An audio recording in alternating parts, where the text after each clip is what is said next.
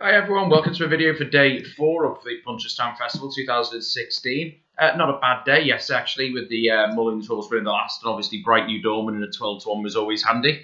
But today, the Friday, is always, for me, the hardest day. It starts at the 3:40 with a Hunter's Chase. I'm actually going to have a go here on Shinner V, trained by the Cullen Yard. He won this race last year. He hasn't run since, but he does run well when fresh, I've noticed. He obviously had his problems. The ones in the market, the favourite was pulled up last time. Enniskillen run a few days ago, which is always a worry. So no, I think Shinner V could be a good bet there today. In the 4:20, which is the Handicap Chase, it's hard to look for me still beyond Marlbrook, who's improving with every run. And I think he could still have a bit more improvement left in him today. In the 4:55, I'm actually going to go with the second favourite here, which is Bonnie Kate. He jumped brilliant in the Irish National in his last run, and to be honest, just blew up 6 from home. It was the biggest case I've ever seen of not staying. This is a Mears handicap chase, so it's an easier race, back to a more realistic distance, and I think she might be able to dominate from the front on this one today. The 5:30 looks a cracking race on paper, which is the Irish champion hurdle. Ted Veal is the outsider. He unseated over fences the other day, so it's hard to see him taking a hand here. Feathered Lady is a decent horse, but looks some way below this on his best. Sempre Medici needs bottomless ground to be at his very, very best. And Identity Thief really let the side down for Henry de Bromhead at Cheltenham with the champion hurdle, but his form in Ireland has been top-notch, and also in Newcastle earlier in the season, but again on much deeper ground. So that leaves the big two in the market, which is My Tent or Yours or Vroom Vroom Mag. And I'm actually going to go with Vroom Vroom Mag because everyone who follows these videos know it's a horse I absolutely love. She's got bags of stamina. She stays further than 2 miles.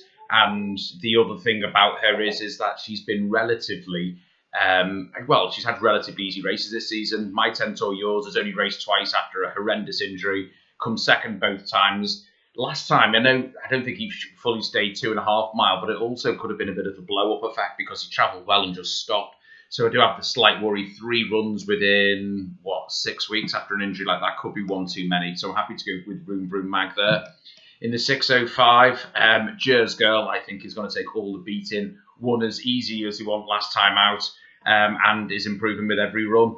Atwafield's a good horse in his own right, but trying to give what's going to be a stone and 4 pound to Jers Girl, that'll be some performance if he can do that. And I just think Jers Girl's the one to go with in this race.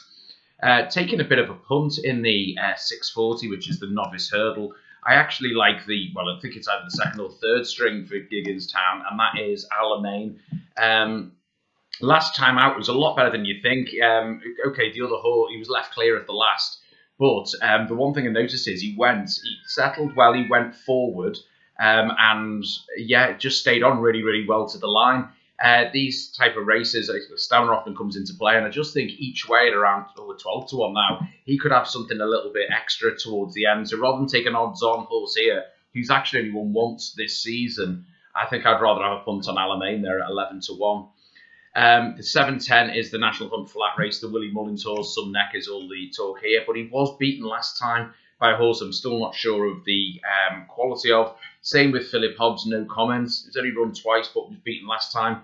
So I'm actually going to take a bit of an outside, not outside punt, it's still quite prominent in the market, on Bright Tomorrow for Jesse Harrington. In the last run, he came 4th behind Battleford, who's, as you know, it's a bumper horse that I absolutely love. Got placed at Cheltenham, placed at Aintree, and was actually favourite before taken out a couple of days ago. I think this slightly faster ground will be more to his liking, and you know what, relatively lightly raced. I think that could be a good each way bet at around 7.5, 8-1 there. The day closes with a Hunter Chase, and the horse I'm going to go with here is actually not on the fringe. I'm actually going to have a punt here on Paint the Clouds. Warren Greatrix has been doing really, really good. With the horses he sent over this week, One Track Mind, including yesterday, which won. And the one thing about Paint the Clouds, he's only had 3 runs this season. His last run, he was only beaten 1.25 lengths at Cheltenham by On the Fringe, and he didn't get the best passage. I watched the race again yesterday. He had to switch right on the flat and come along, and he ran on at the finish. Another furlong, he would have got there. On the Fringe is obviously a great horse, gone on and won again at Aintree. But I'd rather have an each-way play here on Paint the Clouds at around 6-1.